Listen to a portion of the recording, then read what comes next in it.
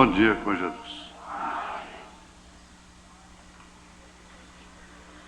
Com Deus eu começo, com Deus eu termino. Se Deus me ajudar, será tudo fácil. Será da mamãe. Verso 45, aí, 1 Coríntios 15, onde foi anunciado.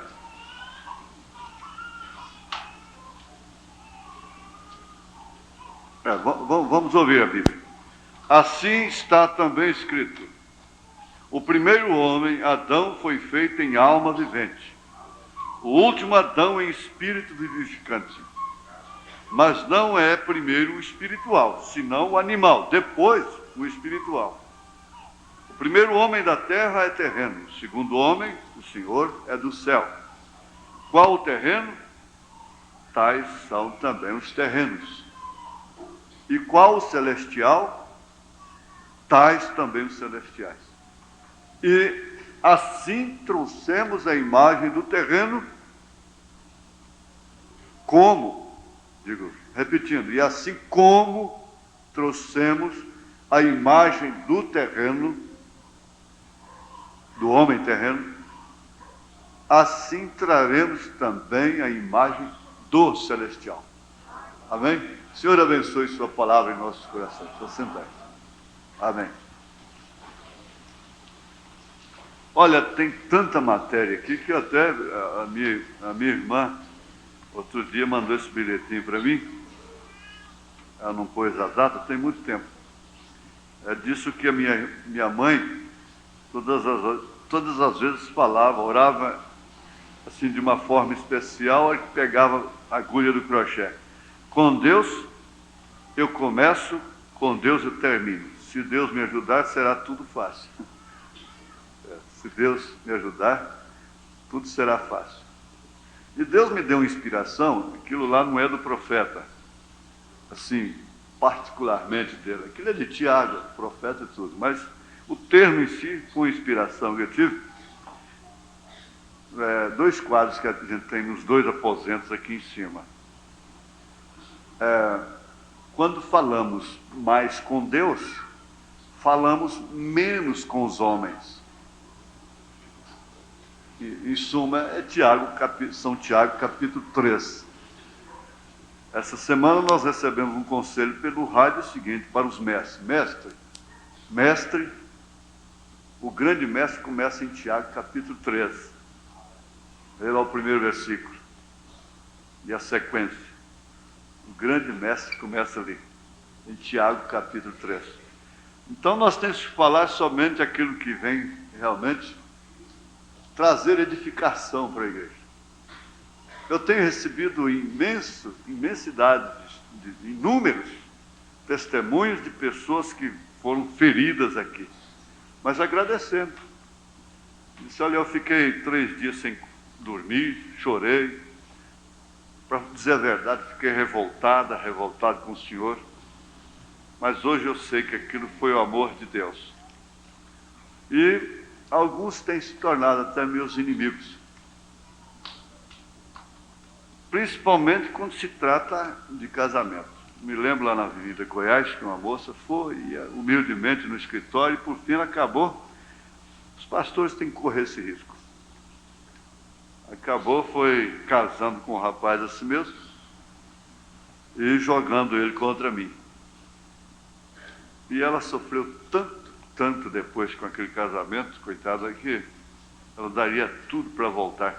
Mas se eu tivesse rodado uma fita de vídeo para ela, olha, a gente vê casamentos até mesmo dentro da mensagem. Né? Falar lá de fora, não, os casamentos de fora, a gente não, como é que vai ver, né?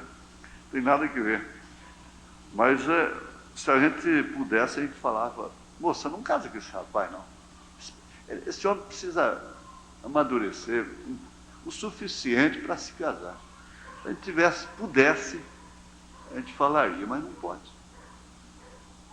Não sei se a mãe poderia ajudar. Mas, olha, vocês me deem licença, porque isso é para ajudar. Não é para diminuir ninguém. Vocês precisam fixar no trabalho, ter uma profissão e saber dar valor às oportunidades que recebem. Isso é anticristão. respeitar os patrões, como Paulo ensina. A pessoa precisa bater ponto. Tem gente que, para crescer, para amadurecer, tem que bater ponto. Eu falo, minha mãe dizia assim, quando você criar vergonha na cara, que ela não rodeava toco, quando você criar vergonha na cara, você para no emprego. E enquanto eu não aprendi, enquanto eu não me converti, aí depois eu tomei medo. Sabia dar valor, aprendi a dar valor. Tomei medo. Eu estava com um caminhão zerinho. E o meu colega de ministério, que eu já era evangelista na época, eu era empregado, trabalhava e já tinha programa de rádio em Brasília. Mas depois que criei vergonha na cara. Porque mais é falta de vergonha, de responsabilidade mesmo. Então, o que aconteceu? Ele rodeou o caminhão assim e falou, eu ia para a Bahia, ia buscar banha, que estava dando muito dinheiro. Banha. Em Brasília. Então ele falou, não, você não vai fazer isso não, Deus usou isso para te tirar daqui. Eu estava falando nessa viagem que eu fiz de quinta para sexta-feira, eu disse, pastor Elias, né? Falei, olha, Deus fez baixar um espírito de caminhão em mim para cercar meu progresso lá no mundo. Foi, tenho certeza, foi isso. Ele fez baixar um espírito de caminhão, caminhoneiro. Comprar caminhão. Então, todas as chances, as oportunidades cercavam. Mas ele disse, olha, Deus usou isso aí, porque senão você não tinha coragem de sair daquele órgão lá do governo. Mas você não foi chamado para isso, não. Chegou a hora. E ele profetizou.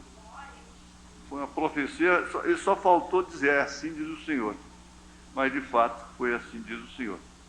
Então, eu diria mesmo, você fica luta, não tem coisa pior do que um homem que não tem uma profissão, um trabalho, um homem que não revela senso de responsabilidade. Então não tem coisa que mais causa dano para a família, peso, atmosfera pesada, do que um marmanjo que não para com nada. Tudo começa a cair uma estrela, quando ia dar certinho, uma estrela caiu no meio. Aí quando ia dar certo, a ponte quebrou.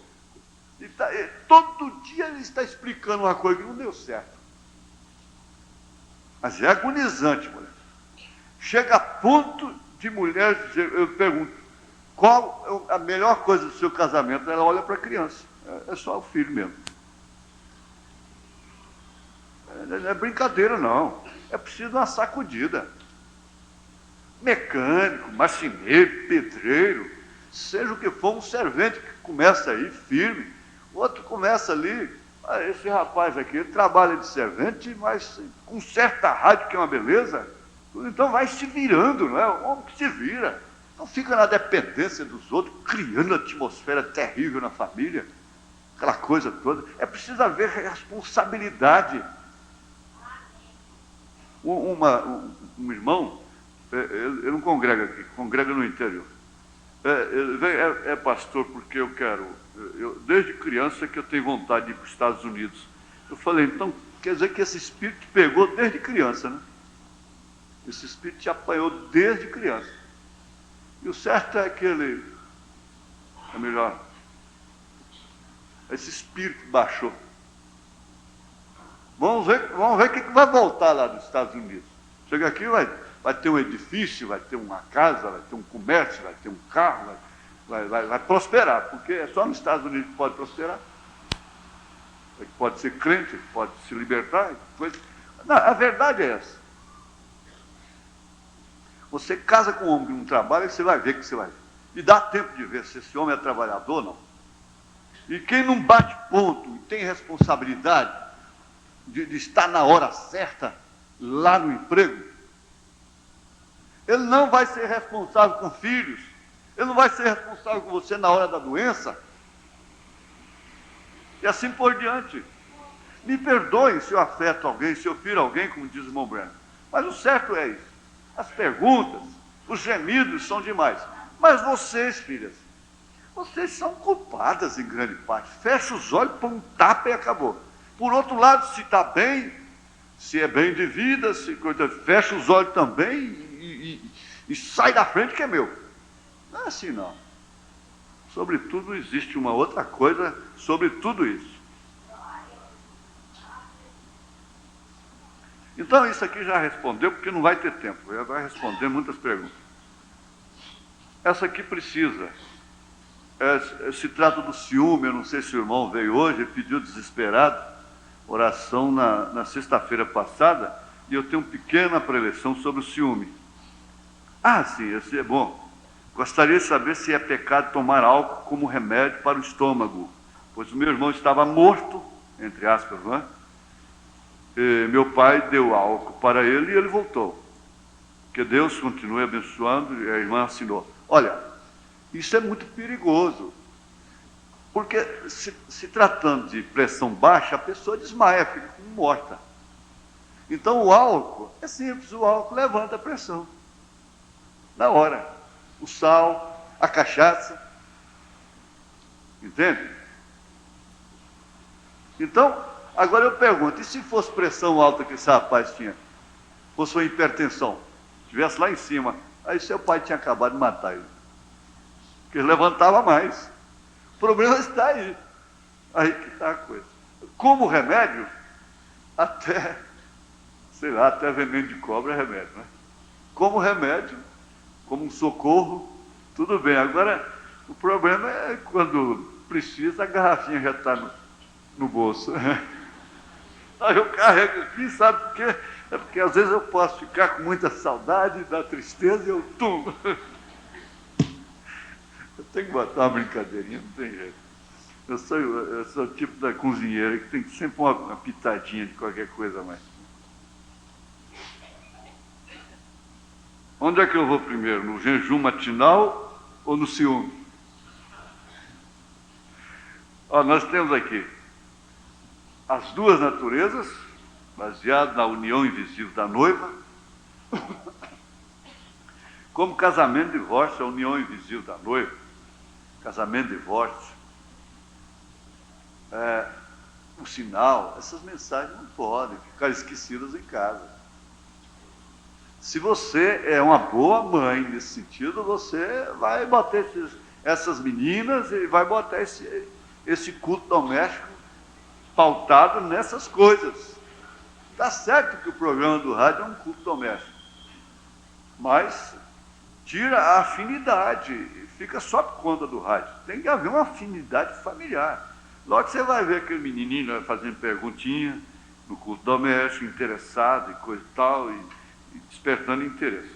E vamos ver aqui o ciúme. Bom, o ciúme, meu irmão, eu vou ler a carta dele de novo.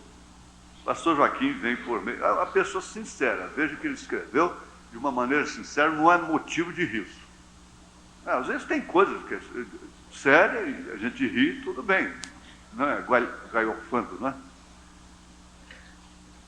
Vem por meio dessa lhe fazer uma pergunta. Gostaria muito que o senhor me respondesse hoje no culto. Amo muito minha esposa, mas sou muito ciumento e sofro muito com isso. Sou muito dedicado, fico 24 horas pensando nela. Coisa boa, né? Já pensou a mulher saber que ele pensa nela 24 horas? Agora, pensar nela 24 horas é bom. Agora, ficar atormentando ela 24 horas, isso já é outra coisa. Ela não aguenta não, ela vai espirrar, hein? Passa um medinho nele. E eu tenho medo de perdê-la. Medo de perdê-la, olha, frustração. Às vezes falo coisas até descaridosas e tenho medo que ela me deixe por isso, mas sei que ela me ama, por isso tenho orado. Você disse tudo, então para que esse homem? Ela disse, não precisa. E quantas vezes já falou para você? Não precisa, não precisa. Tenho orado muito e peço oração da igreja também. O que eu mais quero, aliás, é a única coisa que quero depois da salvação, é viver com ela e meu filhinho, sem brigas e ter uma vida humilde, debaixo da misericórdia de Deus, pelo que o Senhor fez por nós. Jesus Cristo mesmo, ontem, hoje, eternamente. Bom, como eu disse, é um desespero. Agora, o ciúme, na verdade, é um sentimento doloroso, preste atenção, que as exigências de um amor inquieto. por que não dizer um amor inseguro? O desejo de posse da pessoa amada é um amor possessivo, absoluto. Causa o quê? A suspeita, a certeza de infidelidade, de sua infidelidade, fazem nascer em alguém esse ciúme, que é um sentimento doloroso. Às vezes, olha, a pessoa é vítima disso. O ciúme é próprio do homem. O homem que não tem ciúme da sua esposa, dá licença, ele é um manso, é um frio, é um indiferente, ele está morto. Ele não pode-se dizer quase que não gosta dela. O ciúme, o Espírito Santo tem ciúme da igreja, tem ciúmes.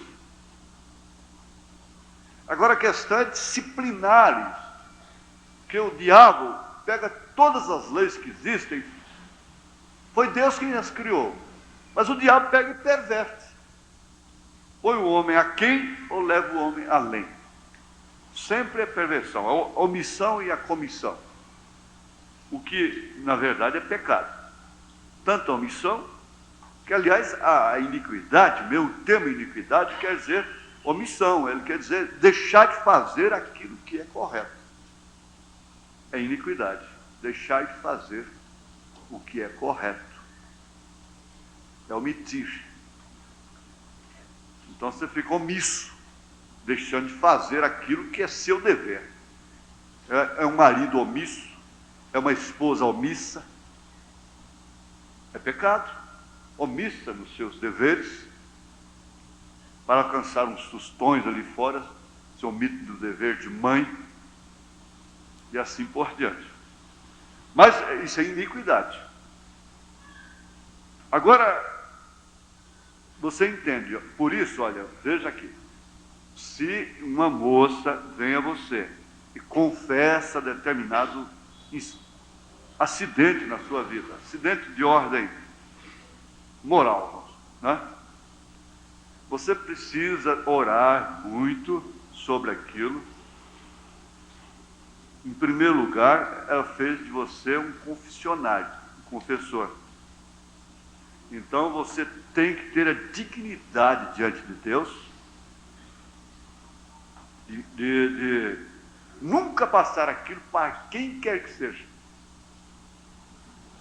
Quando a pessoa faz uma confissão para outra, ela não pode passar aquilo para outra, porque ela vai ficar culpada daquele pecado que ela confessou, aquela pessoa que passa para outra, vai ficar culpada daquilo. O profeta diz isso. Tem tantas pessoas xeretando, e pega o telefone, aquela coiseira toda, passando as coisas para frente, e se metendo nos problemas, depois não dá conta de resolver.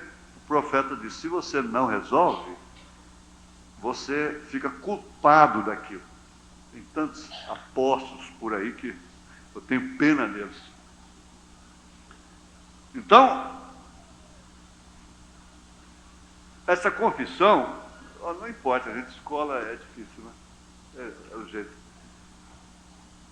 Vocês têm que entender que se não serve para uns agora, vai servir para você agora, mas vai servir para você lá na frente.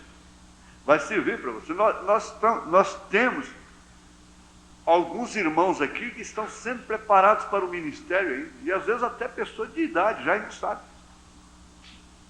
Então não tome essas coisas como desnecessárias, não. Porque ensinar o povo exige aptidão. Que Paulo disse a Timóteo, que seja apto para ensinar. Ensinar a vida. Que tenha passado por essa moenda, por essa... Olha, então, você tem que orar até que venha uma revelação. Porque se não houver isso, a tendência, mesmo do marido perdoar a esposa que o traiu, a tendência é perdoar. principalmente sendo um caso primário. É perdoar, ele a ama loucamente, por o que Adão fez. E a possui. Uma vez a possuindo, ele assume o pecado dela, que às vezes nem passou por um arrependimento. Então o opróbrio fica duplo, fica nele e nela, porque ele assumiu uma coisa que não passou pelo sangue, pelo arrependimento. Porque há mulheres que contam um pecado, há homens que contam, mas não confessam. Contam. Contar é uma coisa, confessar é outra. Domingo atrasado eu vi um irmão chorando ali naquele escritório, desesperado. Aquilo lá é que o irmão Brana disse, porque ele não conseguiu deixar de fumar. Se você vê o desespero daquele homem, você pudesse gravar, filmar e passar para a igreja, você ia ver que é um desespero que realmente move a Deus. Aquilo lá eu fico com inveja. Porque contar uma coisa é uma coisa, e confessar sobre o sangue de Jesus Cristo pelo arrependimento é outra. E as coisas que são assumidas sem arrependimento viram opróbrio.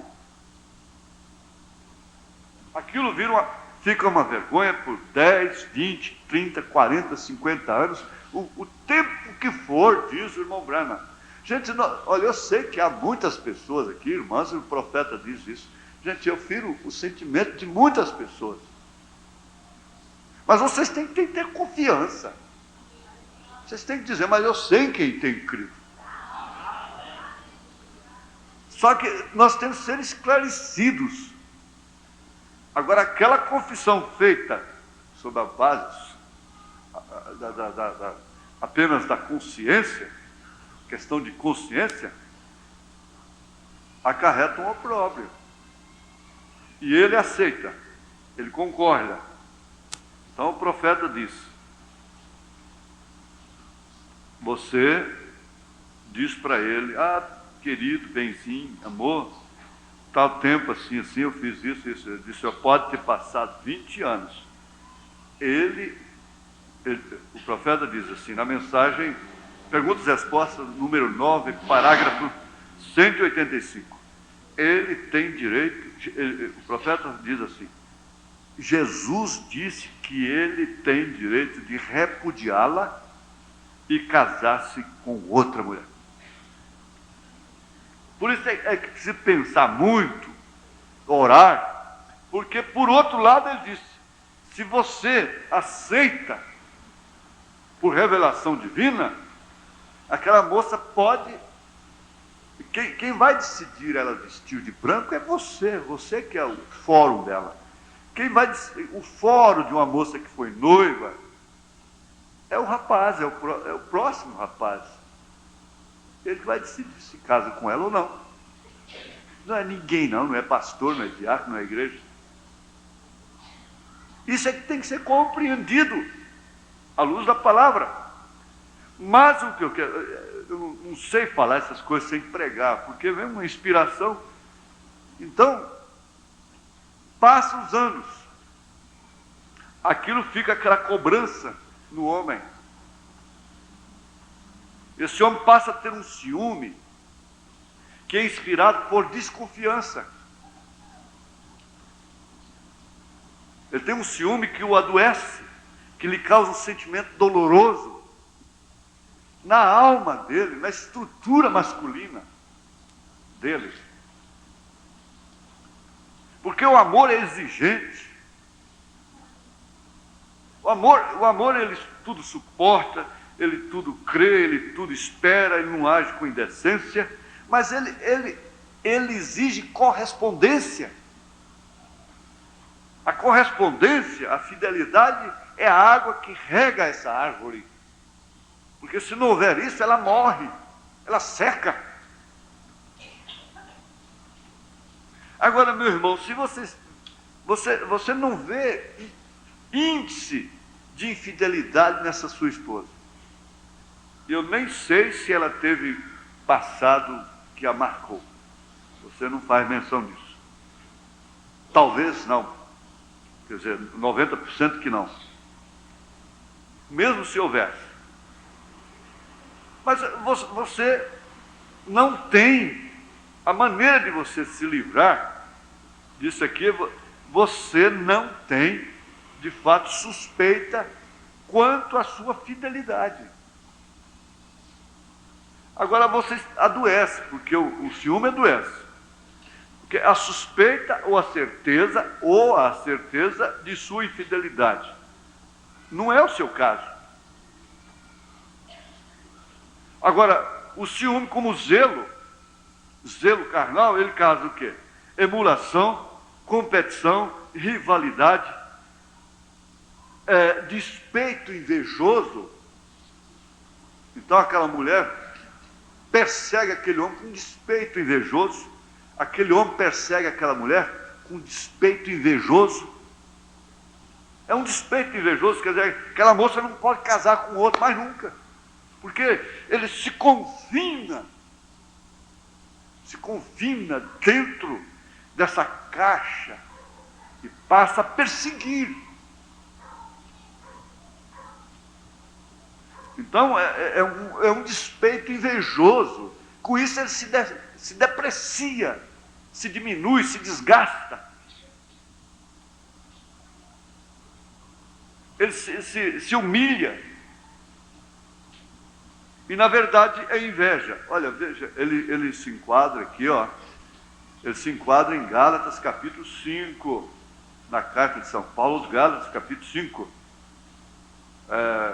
verso 18. Mas se sois guiados pelo Espírito, não estáis debaixo da lei, porque as obras da carne são manifestas, quais são? Prostituição, impureza, lascívia, idolatria, feitiçarias, inimizades, porfias, emulações, iras, pelejas, dissensões, heresias, invejas, homicídios, bebediços, glutonarias e coisas semelhantes a essas.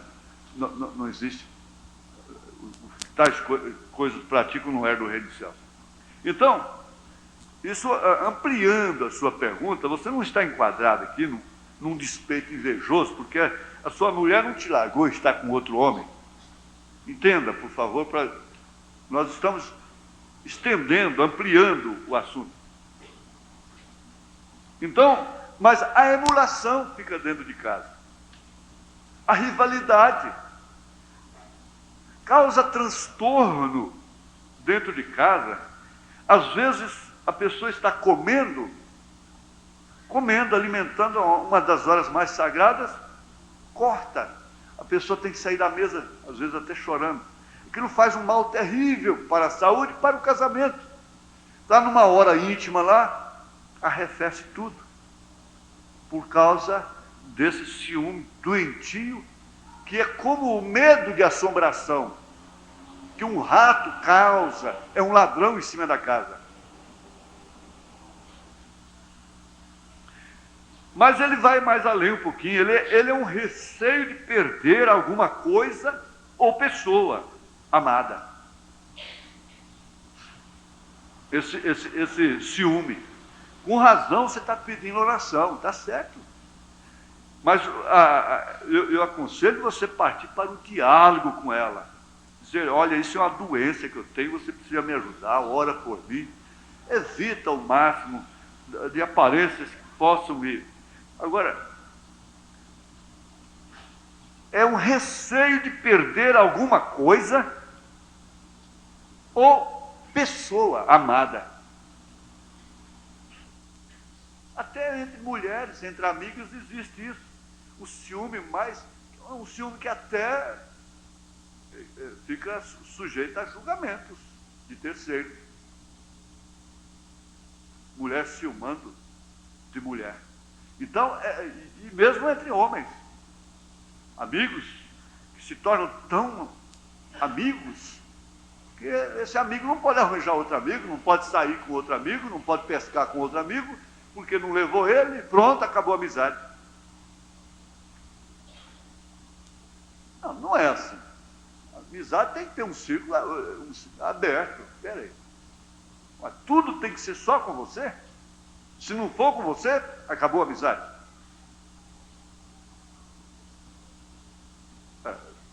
Causa complexo no indivíduo. Nós já estudamos aqui sobre o complexo. O complexo de inferioridade fica diminuído perto da mulher, quando chega perto de um médico, de uma pessoa mais alta, uma coisa, fica diminuído. Não é isso não.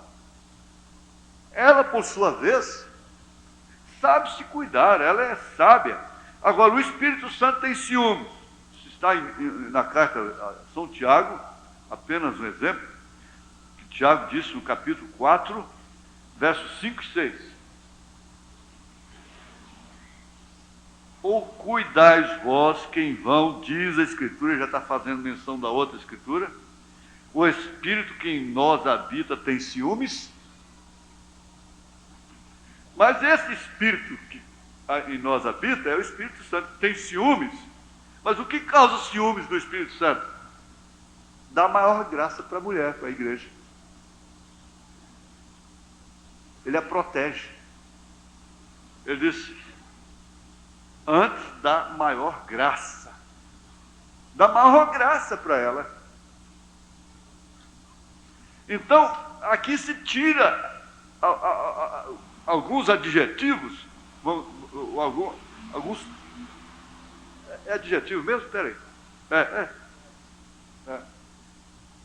Então, vamos ver, o Espírito Santo, o ciúme do Espírito Santo, quer dizer, ele cuida.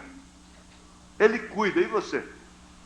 Aí está a mensagem, ele cuida, e você?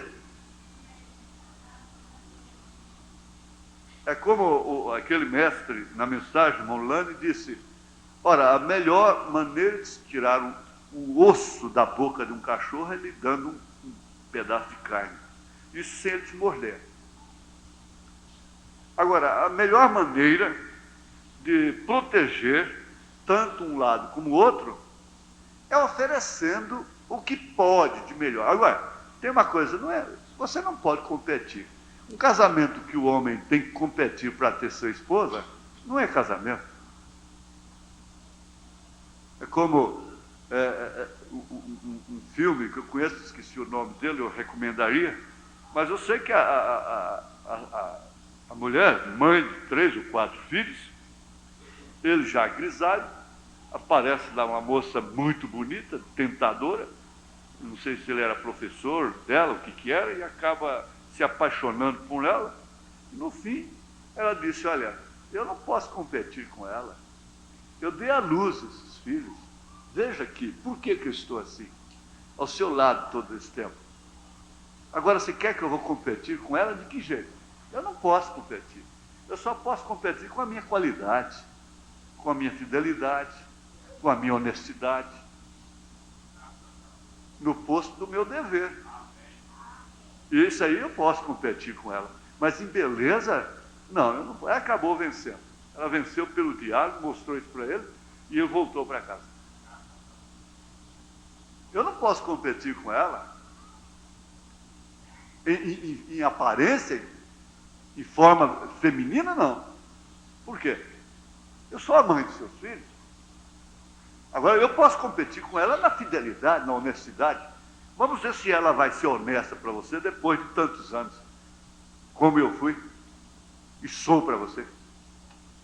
Aí ele correu lágrimas nos olhos e com isso ela ganhou ele de volta uma vez por todas. Então, nada de competir. Por que você tem que competir com a mulher que é sua mãe de seus filhos, da qual você cuida, pela qual você trabalha, pela qual você vive? E essa lembrança aqui do complexo é muito bom. O complexo mata, diz o irmão Breno. Olha, eu não posso ficar somente mesmo, vocês vão dizer assim, ó, pastor, volta a estudar sobre o ciúme. Eu vou voltar, pode deixar. Vamos para o jejum. Quem quer ficar em jejum? Quem quer ficar em jejum? Bom, nós vamos começar aqui, ó. Não é doutrina. Não é doutrina. Não, olha, eu tenho que ter cuidado com isso, porque a pessoa que não praticar isso, não está pecando, não. Porque eu ensinei, você não vai praticar, então eu pequei. Porque há pessoas aqui que, ó, se eu falar e experimentar beber água morna, chega em casa e vai beber água morna. Né? Então, não é pecado, não. Você continua seu estilo de vida, sua maneira de alimentar. Eu apenas dou uma orientação, e essa parte aqui hoje, Ela é mais endereçada também a pessoas obesas, que estão com problema de colesterol, que já é causado. Você sabe que quando o médico tira o refrigerante, manda a pessoa comer só uma colherinha de arroz, a carne gorda. Sabe por quê que ele tirou? É porque foi justamente aquilo que causou o mal. Quando estava jovem ainda, seus 30, seus 25, né? Seus 35. Então, ele tirou exatamente aquilo que causava aquilo. Eles não têm a medicina preventiva. Porque o cheque ouro do Brasil, aquele que pasta lá nos pastos dele, diminuiria bastante se houvesse medicina preventiva. A verdade é essa que o William Suf, parece o nome do homem, diz. Agora, outra coisa também, eu não recomendo livro nenhum, bem como fitas, com exceção, como o irmão Brennan fez, de alguns filmes, porque há dentro desses livros bons, há coisas que só a gente pode, inclusive espíritos. Então, fica assim, bem esclarecido. Eu não empresto livro, não gosto que a pessoa me empreste livro. Essa semana mesmo, o irmão trouxe um livro muito bom para me emprestar. Eu disse, não, irmão, emprestado eu não quero. Ele pegou e me deu o livro. Sabe por quê? Porque eu não sei quando eu vou ler, e eu nem sei se eu vou ler aquele livro. Eu não posso ler nada mais do que eu leio a mensagem, que eu leio a Bíblia. Para mim, essa gente que vive lendo demais, e tudo quanto é mensagem, tem que injetar coisa, mostrando muito conhecimento geral, e eu fico meio, coisa que o irmão Brana não teve. Compreende? Eu fico meio assim, está sobrando tempo demais para esse colega, viu? Então, porque o tempo é escasso, nós temos que rechear alguma coisa, tem que ter um adubo, um conhecimento geral. O pastor precisa de conhecimentos gerais, mas dentro de um certo limite. Então, eu não empresto livro e nem quero livro emprestado. Se você quer me dar um livro, também eu nem prometo que vou ler. Às vezes tem livro meu lá que tem 10 anos na prateleira e eu nunca li. E também eu leio um livro assim, às vezes, eu leio a primeira página e depois leio a última. Eu já sei o que tem dentro. Eu sou meio profeta nesse sentido. Mas seria, preste bem atenção, a irmã Martins me dá licença. Eu falei para ela essa semana, eu falei, Martins, faz um teste. Fico sem tomar café da manhã, só bebendo um golinho d'água até na hora do almoço. Então, dentro dessa semana, já perdeu 1 quilo. Assim, não é regime. Regime, se não souber fazer, também mata, cai, entra em anemia profunda e essa coisa toda. Você tem que ter valores, principalmente as pessoas novas, valores nutritivos que são indispensáveis. Se tem mal nele, se tem agrotóxico, se tem outra coisa nele, é um mal necessário. Então, essa é a condição do dia que nós estamos vivendo, e o melhor que tem é balancear, é ordenar, compreende? É ordenar. E, na verdade, eu não considero esse um tempo perdido, isto porque traz mais saúde. Realmente traz mais saúde, e não vamos esquecer do que João disse, que bem vai a tua saúde, como bem vai a tua alma. Não é certo? Então, seria o caso, irmãos, sem ler nada aqui, irmãos, experimente, vocês, as irmãs, que estão excedendo, não é? Umas gordurinhas e coisas assim, né? Mas não é só essa questão não, por isso que eu vou ler. Fique sem comer nada, de manhã, só tomando uns golinhos d'água, de vez em quando.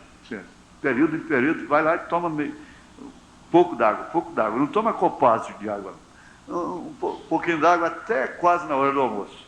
E deixa passar 2 horas depois da refeição para tomar líquido. Não coma com líquido. Líquido Não. Com comida, não. Melancia com comida, não. São frutas de intervalos entre refeições, distantes das refeições. Abacaxi somente com proteínas, ou então isoladamente, são uso isolado. Fruta da época é o que é indicado para a saúde. Por quê? Depois, então, nós temos que estar pondo a mão na cabeça. Quer a mão na cabeça. Se não puser a mão na cabeça, não sai. Né? Tem que pôr a mão no estômago. Põe a mão no estômago um pouquinho, que vai sarar. Quer dizer, põe a mão, quer dizer, ordene a coisa, não é? Então, veja aqui, para eliminar o café da manhã, se trata do jejum matinal. Agora, vem tantas exigências, que tal, agora mais essa. Atualmente, uma das causas de doença é o excesso de comida. Excesso de comida. Você diz, não, mas eu sou pobre. Não, para começar, o Brasil aqui, o lixo, um dos lixos mais ricos do mundo é o do brasileiro. Lixo mais rico é o do brasileiro. O lixo brasileiro sustenta, nas grandes capitais, uma população de gente que só come do lixo. É uma coisa tremenda. Há hoje em dia mais casos de doenças provocadas pelo excesso alimentar do que pela falta de alimento. Isso é certo? Evitar excesso de uma das razões uma das razões do jejum matinal. Mas são 3 os principais motivos. Primeiro, presta atenção, eu estou trabalhando por você, pelo seu templo do Espírito Santo. Primeiro, a questão da nutrição. Segundo, a questão fisiológica. Terceiro, a questão financeira, que entra também no assunto. Não pela questão financeira, mas ela fica inclusa também. Na verdade, é prática antiga o jejum matinal, mas até hoje ele foi sufocado pelo fato de que a humanidade, na sua maioria, vinha passando fome. Inclusive aquela ideia americana que você deve ter o breakfast como rei, café da manhã, como rei, almoço como príncipe e janta como pobre. Mas vamos adiante. Por essa razão, muitos estudiosos, conhecedores dos benefícios do jejum matinal, ficaram com receio de divulgá-lo. Agora, eu, particularmente, eu ponho um quarto item aqui, que é o espiritual. Com essa brincadeira, você fica mais espiritual também. Você vai dominar mais sua natureza, porque nós vamos entrar no estudo da natureza. E você vai dizer, meu Deus, como que eu vou dominar minha natureza? O que às vezes vira uma casta. E que Jesus disse que só sai com jejum e oração. Agora, nós vamos entender que não é um jejum de penitência, de sacrifício. Você vai notar que ficando assim, você vai perceber também que você vai ter mais facilidade de comunhão. Preste bem atenção. Esse eu incluo com experiência própria. Por essa razão, muitos estudiosos, conhecedores dos benefícios do jejum matinal, ficaram com receio de divulgá-lo. O autor também passou por esse dilema antes de começar a falar a respeito. Eu também. A situação do mundo atual é bem diferente daquela dos séculos anteriores. A maioria das doenças atuais, como câncer, hipertensão, que é a pressão alta, diabetes, e etc, quer dizer, e tantas outras, e mais, não é? É comum em população superalimentada, essas doenças. Não sei se as grandes produções de alimentos são motivos para alegrar-nos ou para chorarmos. Inclusive, aquilo que se consegue com mais dificuldade come-se com mais ações de graças. Você já viu como é que se pega a lista no mercado? O carrinho vai empurrando aí. Joga isso lá dentro. Joga isso lá dentro. Não é assim?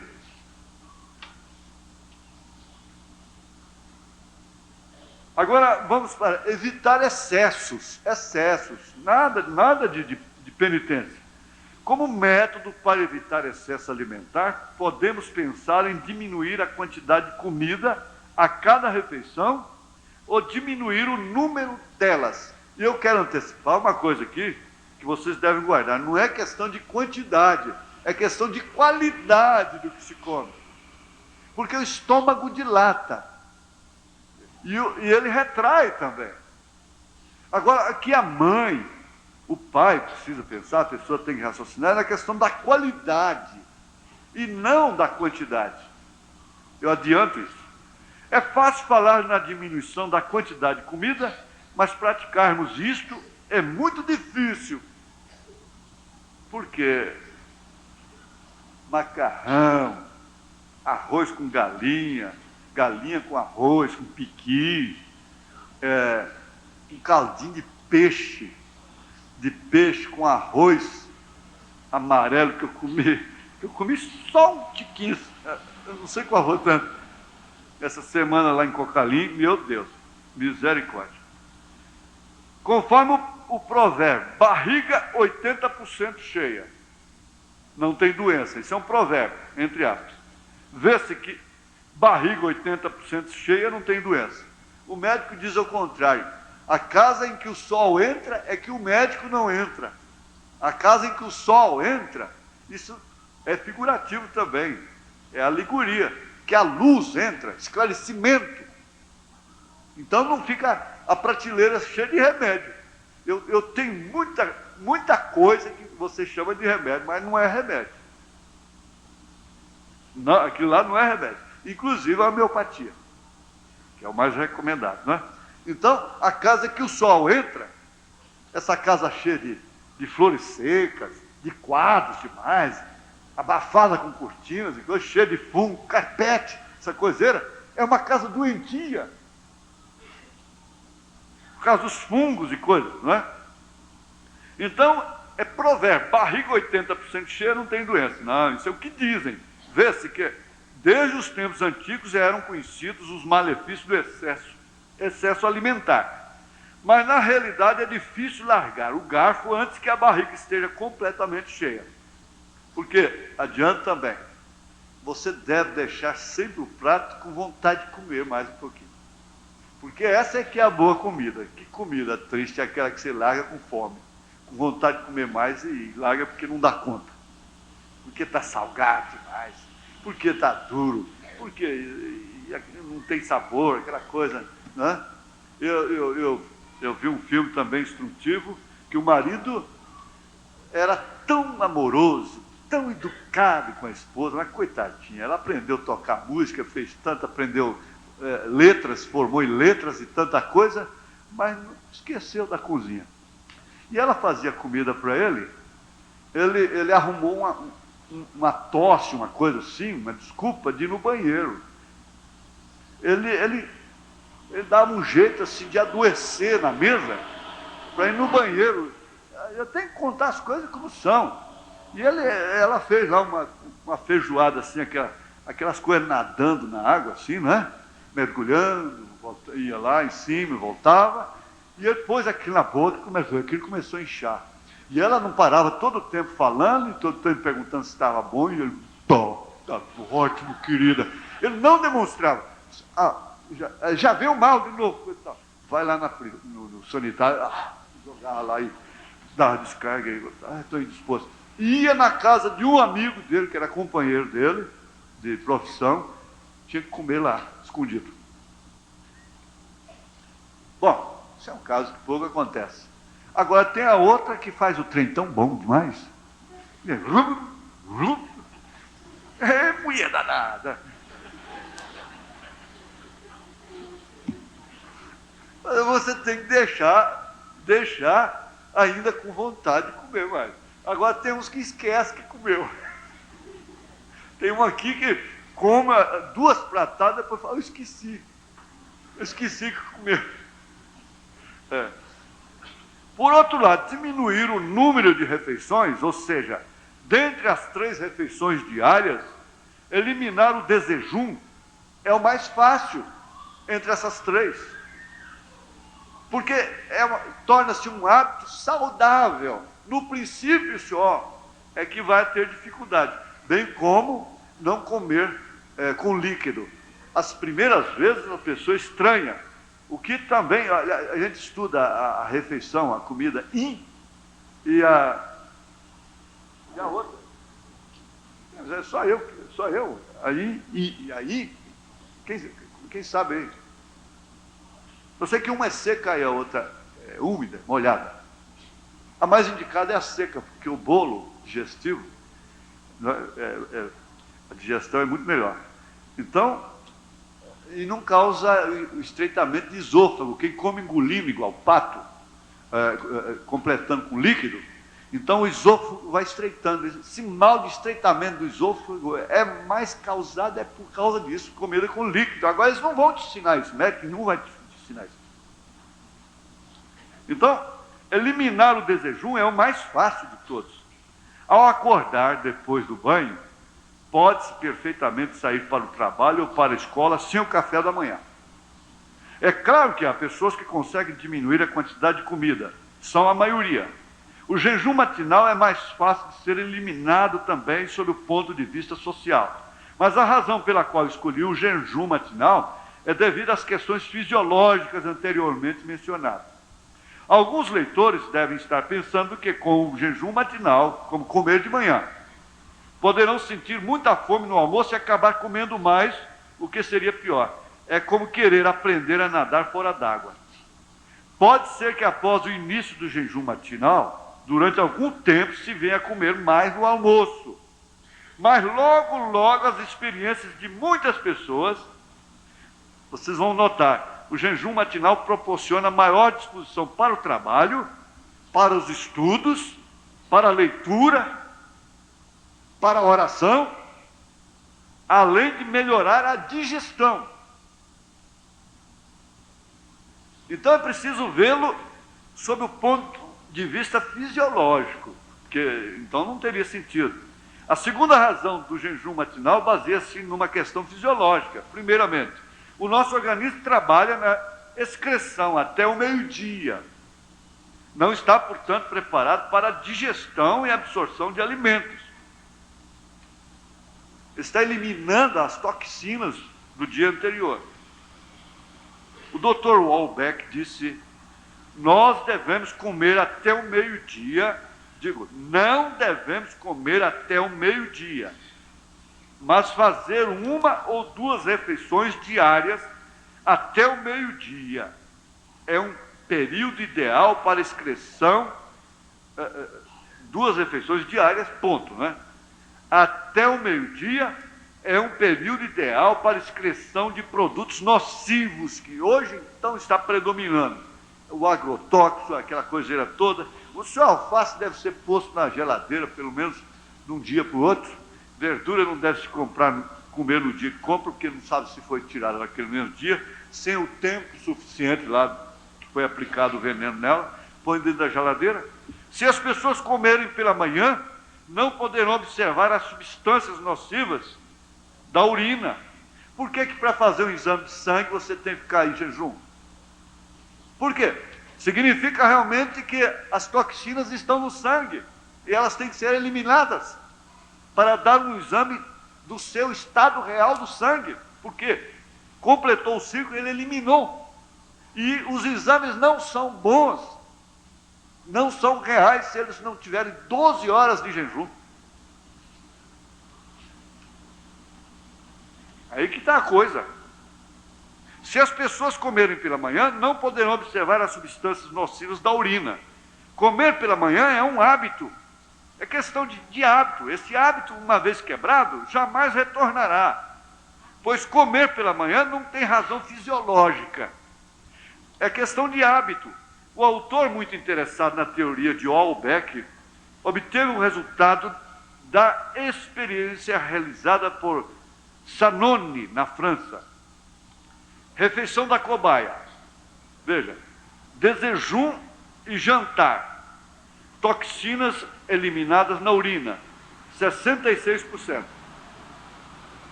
Desjejum e jantar. Toxinas eliminadas na urina, 66%. 3 refeições, 75%. Almoço e janta, 100%. Almoço, 127%. Em primeiro lugar, pode parecer que quanto maior a quantidade de toxinas, pior a condição do corpo.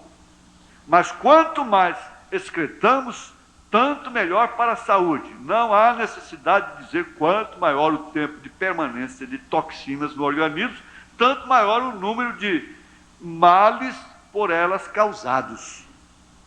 Quando Albeck diz que não se pode encontrar toxinas na urina se comermos pela manhã, quer dizer com isso que as toxinas não são eliminadas. De acordo com a tabela, seria ideal apenas uma refeição por dia entre 3 e 4 horas da tarde. Em segundo lugar, nosso organismo não está pronto para a atividade digestiva até o meio-dia. Durante a noite, ao dormirmos, o corpo, inclusive o aparelho digestivo, estão em repouso. Se deitarmos depois de um certo tempo, após a refeição, teremos um sono tranquilo, depois de certo tempo.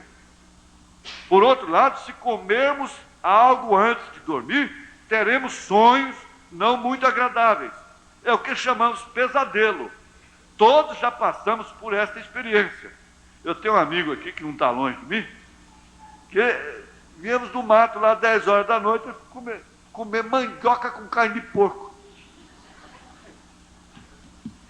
Mandioca com carne de porco. A gente tinha que fazer um culto de oração, no mínimo 2 horas. Inclusive, foi mal mandioca, foi dormindo, foi arrebatado lá de joelho, lá no Bucânia, né?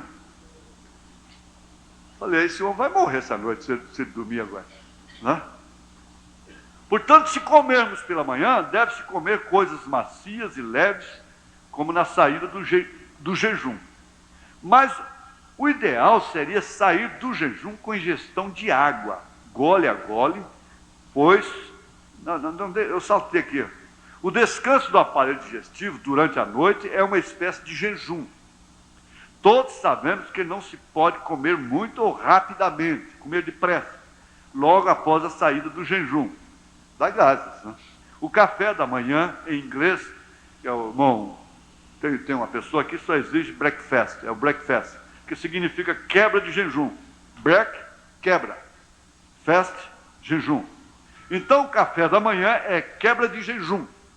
Portanto, se comermos pela manhã, deve-se comer coisas macias e leves, como na saída do jejum, no organismo que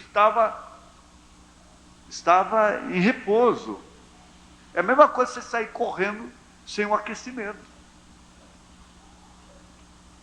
Sair correndo, fazendo exercício sem um pré-aquecimento.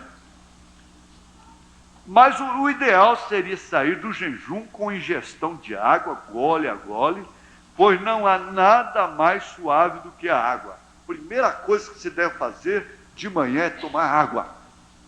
Aprenda, e você nunca mais fica sem isso. E comer somente no almoço. Quantas pessoas será que realmente sentem fome pela manhã? Muitos comem para prevenir a fome até o almoço. O melhor é comer no almoço quando realmente se sentir fome. Aí vem o método do saudoso irmão Josué. Irmão Joaquim, a gente tem que comer quando está com fome. Em terceiro lugar, não devemos depender do relógio, mas sim das necessidades fisiológicas. Segundo o Dr. Carrington, sobre a questão de tempo, devemos excluir as horas de sono, pois o consumo de energia é, então, muito baixo quando você está dormindo. Calculando a partir do tempo ativo, trabalho, chega-se à conclusão de que a melhor hora de refeição é às 11 e às 6 horas da tarde. Às 6 horas da tarde. O Dr. Way, aquele médico do Reagan, Ele disse que a única coisa que você deve fazer antes de deitar é comer uma maçã no máximo. As pessoas que não almoçam dividem o dia em dois, por isso comem entre 7 horas e 7 horas da manhã e entre 6 e 7 horas da noite. Essas pessoas deixaram de considerar o fato de que durante o dia o desgaste é muito maior do que à noite, durante o sono. De qualquer forma, o relógio foi inventado para facilitar nossa vida. Não vivemos, porém, para obedecer a tais ponteiros. Sempre lembrando do Monge Josué, ele tinha essa filosofia. Em quarto lugar, embora muitos pensem o contrário, a barriga vazia leva a capacidade mental, e eu incluo, espiritual. A maior produtividade de um artista, ou de um gênio, de um pregador, dá-se pela manhã ou de madrugada, quando o estômago está vazio. Então você acha que um hino bonito, uma poesia, o tempo, isso vem na madrugada. Portanto, o jejum matinal é necessário para uma vida de atividade mental elevada. Isso se deve ao fato de que quando o estômago está vazio, os líquidos do corpo estão limpos. Após a refeição, porém, esses ficam mais viscosos. Os gênios geralmente pertencem a famílias humildes. Por quê? Isso nos leva a concluir que fome e gênio e barriga vazia, ou ainda sangue limpo e gênio, estão intimamente relacionados. Quando o homem se alimentava simplesmente para o trabalho, para trabalhar, não era difícil falar em infarto, em derrame cerebral. Isso é verdade. Você não viu um obeso na lavoura? Era custoso. O que matava muito, de repente, era o barbeiro. Isso é outro fator, o inseto, o barbeiro, né? A chaga. Em quinto lugar, vejamos, está a relação do jejum matinal na terapia de doenças. Dizem que é pela manhã que o nosso corpo está cheio de energia curativa da natureza. O estômago vazio pela manhã serve como uma terapia de doenças, pois ele está relacionado com o sangue limpo. Pode-se considerar o jejum matinal como um jejum de curto prazo. As mensagens, tudo, até os negócios na parte da manhã são diferentes. A disponibilidade, você fala, deixa para depois do almoço. Ali, inclusive há empresários que eles obedecem na íntegra essa regra.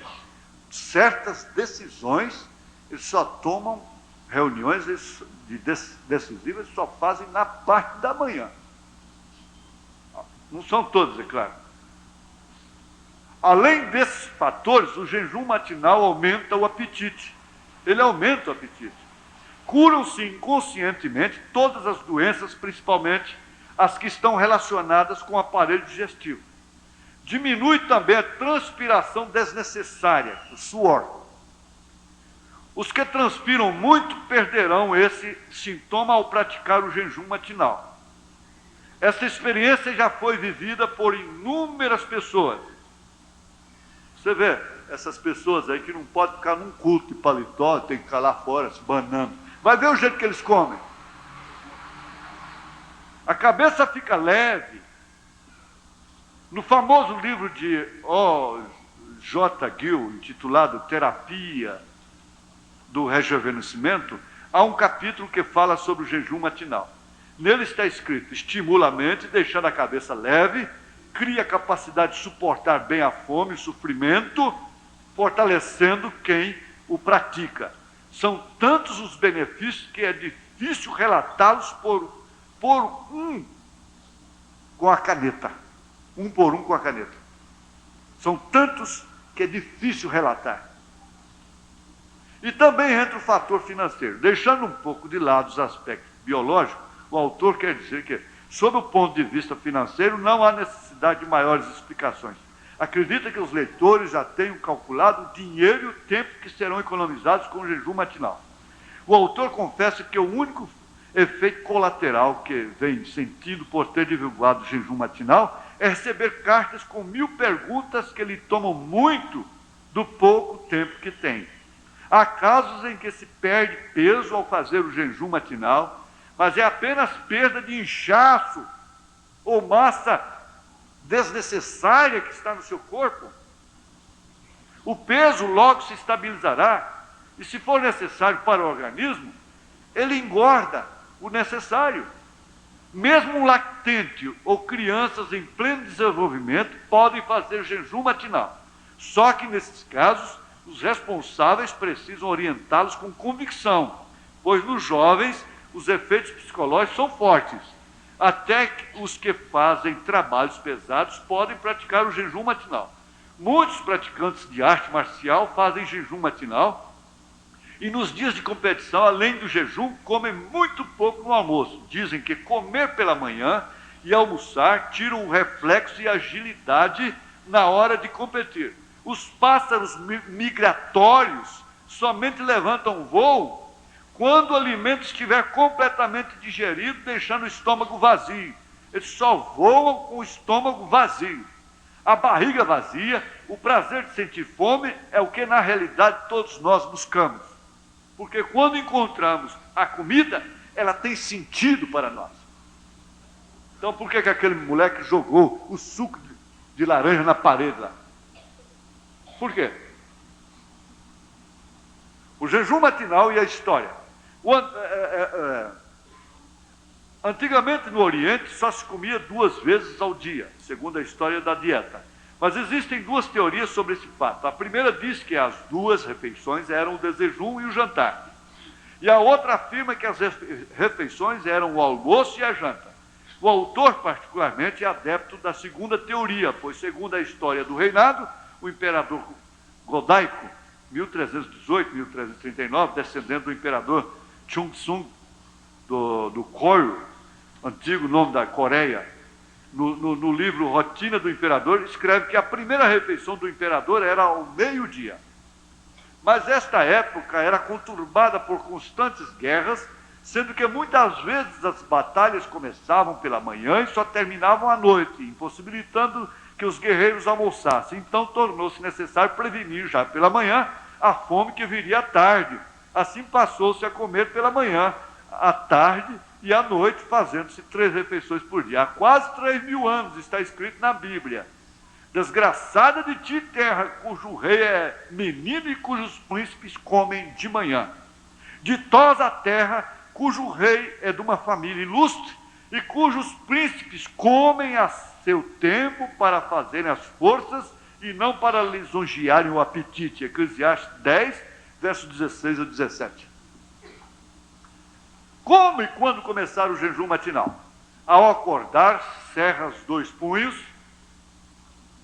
Os 2 punhos. Se os dedos estiverem duros, inchados e sem força, é sinal que há excesso de alimentação. Essa pessoa deve começar o jejum matinal mais rápido possível. Pode começar reduzindo a metade o desjejum, ou substituir o pão e o café por sopa leve, ir diminuindo gradativamente, e após 1 semana entrar em jejum matinal, bebendo somente água até o almoço. As pessoas que comiam pela manhã, principalmente aquelas que faziam um banquete matinal, sentirão um pouco de tontura ao fazerem jejum, mas isto não é causado pela desnutrição, é apenas um sintoma passageiro causado pelo intestino vazio. Isso vai passar. Há 4.000 anos o povo israelense saiu do Egito, avançando para Canaã, a terra prometida. Encontrando o Mar Vermelho, não pôde prosseguir no seu êxodo. Ao mesmo tempo, o exército egípcio perseguiu os israelenses, que se viram assim encurralados, sem possibilidade de saída. Viveram naquele instante, uma crise muito séria que exigia solução urgente. Foi quando Moisés, o líder, levantando o cajado, orou e uma saída surgiu. É um fato bem conhecido da história. Esse episódio pode ser comparado com o que estamos vivendo hoje em dia. O impasse do Mar Vermelho é igual à crise de saúde e a perseguição do exército do Egito assemelha-se à crise econômica que estamos passando. Vivendo atualmente, precisamos, como Moisés, de um cajado e de oração, isto é, de método e de fé. Eu tenho fé, oração, e come desregradamente. A Bíblia diz apetite desordenado, é da carne, o apetite desordenado. Para resolvermos os dois problemas acima referidos, a pessoa é pobre, não tem variedade de comida, mas é arroz, aquela pratada de arroz. Acredito que a prática do jejum matinal por parte de 130 milhões de brasileiros poderia ser um caminho de saúde e também de prosperidade. O povo é o recurso da nação. A saúde do povo poderá salvar a economia, fonte de energia para desenvolvimento. Sem saúde, um povo não tem sentido. 130 milhões deixando de tomar café pela manhã, quanto isso representará em economia por dia, por mês ou por ano? Paralelamente à economia, estaremos melhorando a saúde pelo fato, suprimindo o consumo de remédios e tendo um espírito mais disponível para buscar a Deus. 130 milhões economizando em medicamentos. Quanto redundará em economia por dia, por mês ou por anos? Por que ao se encontrar encurralados pelos inimigos, Israel era convocado ao jejum? Porque aquilo lhe oferecia uma maior comunhão com Deus Todo-Poderoso. Isso aqui é verdade. Na verdade, não representa economia, mas sim ganho. Não é questão de economizar, é questão de ganhar. Muita economia não é economia, é ganho. Isso é diferente da avareza. Tais recursos poderão ser canalizados e aproveitados pela Previdência Social e para o desenvolvimento da nação. Eu disse essa semana no rádio, se a igreja ocupasse o lugar dela, tivesse no posto de dever dela, nós não tínhamos meninos de rua, não. Além disso, sob o ponto de vista mental, não tomando café, fortalece-se o caráter, porque você vai descobrir que você não é dirigido por vontade própria, você tem domínio, que quer dizer temperança. Autodomínio, que quer dizer temperança. Isso é uma demonstração de caráter, de critério e de autodeterminação. O desenvolvimento dessa capacidade mental promoverá uma nova história para a família, para o país, tendo a dimensão de um mito histórico. Nunca se ouviu falar até agora de tal tipo de campanha, e ninguém vai fazer essa campanha. Mas conscientes da necessidade biológica e dos benefícios que traz o jejum matinal, seria ainda possível persistir no hábito do café pela manhã? Um bom conselho é como pedra de amolar, algo que me fere o ouvido e magoa o coração, como pedra de amolar. Está construindo a virtude e o treinamento, as atitudes. Ouvir só coisas agradáveis e todas as alegres é encerrar a vida no veneno. Por isso você gosta dessa igreja. Porque aqui você não só ouve coisa que te agrada. É por isso que você ama essa mensagem. Agora, nosso tempo já se foi, ô Jesus. Estou achando que nós vamos ter que dividir essa escola em 2 períodos, né? 2 períodos. Mas eu queria entrar aqui, seria tão bom se a gente pudesse entrar aqui nessa parte das 2 naturezas agora. Isso ficaria tão bem encaixado, mas já passei 16 minutos. O pastor Elias termina a escola. Você entende, isso não é doutrina. Eu não estou misturando isso. Sei, principalmente a irmã, o irmão, que tem uns probleminha de hipertensão, de coisa, e qualquer coisa assim. Você experimenta, faz uma experiência. Os primeiros dias vão ser assim mais difíceis, né? Depois, vamos ver como é que vai ficar, né? Mas não esquece da água, não. E outra coisa, almoçar, se nós podemos dividir o dinheiro de arroz branco variar, é comer menos arroz e mais outras coisas que são nutrientes. Se a gente pudesse ficar sem comer carne vermelha, seria uma bênção tão grande. Não comer carne vermelha de espécie alguma, não é? Se pudesse, seria uma bênção tremenda. Agora, tudo isso, eliminando, expulsando, jogando para lá o espírito religioso. Eu sei que o irmão Brana comia meio quilo de carne moída, com sal só, antes de subir um cânion. Isso é outra coisa, antes de subir um cânion. Eu já subi um pedaço do cânion Sabino, não sei, o anjo é que me pôs lá. Mas ele subia aquilo correndo. Isso é outra coisa, não é? Não é questão de pecado, não. É questão de outra coisa. Mas é alimento básico do brasileiro. O que vai fazer, não é? Mas evita, então, a carne gordurosa, pelo menos. Não é? A carne gordurosa, evita. Essas 3 escolas ficam em torno disso. Não é prejuízo nenhum. Deus não vai me condenar por isso. Não é? Amém? Glória a Deus. E aí, então, o seguinte, mas usar um pouco a inteligência, a sabedoria. Na verdade, eu estou comprando aí o quê? 15 quilos de arroz, conforme a família? 6 pessoas, 15 quilos, né? Em média? Bom, se você passa por integral, baixa para 5 quilos. Começa por aí. Se conseguir passar por integral, é 5 quilos só. Quem gasta 15. Né? Mas repartir isso. Por integral, você já começa com um grupo de vitamina B, que é o entre casca, né? E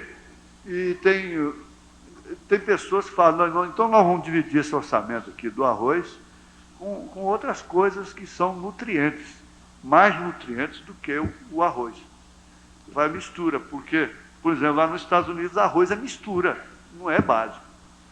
O milho seria mais indicado do que o próprio, se tratando do arroz branco, é muito melhor o milho. Seria melhor o milho. Agora, nós não temos costume de comer milho a não ser assado e na pamonha. Mas um milhozinho cozido, com a cebolinha verde dentro, até eu como. Se tiver um quiabinho no meio, tiver até angu eu como. Se botar uns pedacinhos de frango lá dentro, aí é que eu como. Glória a Deus, aleluia. Amém?